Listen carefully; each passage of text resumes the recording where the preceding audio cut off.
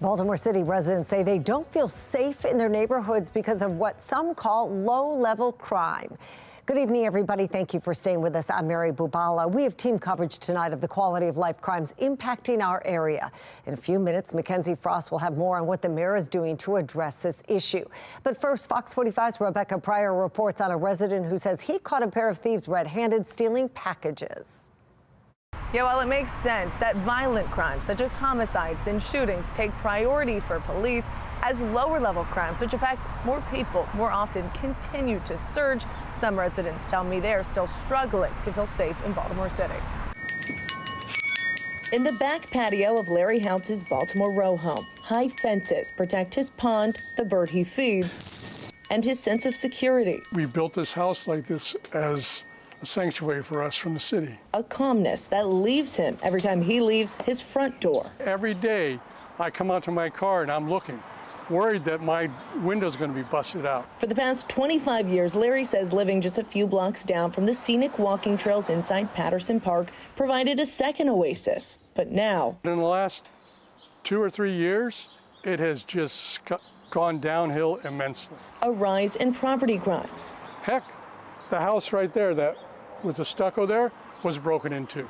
Most notably, soaring car thefts and break-ins. By the Ukrainian church, dozens of cars broken into, windows smashed out. Shattering his sense of security and trust in Baltimore's police department to protect and serve. It's out of control.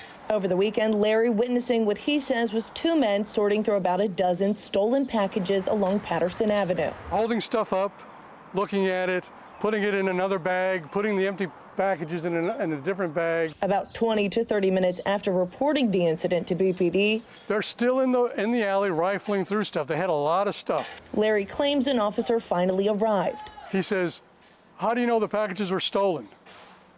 I said, "Amazon packages?"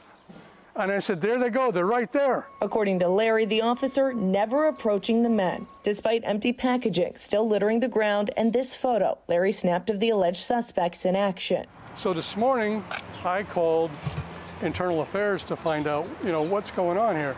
Internal Affairs told me, unless the police see them steal the item, there's nothing they can do. And I'm like, what?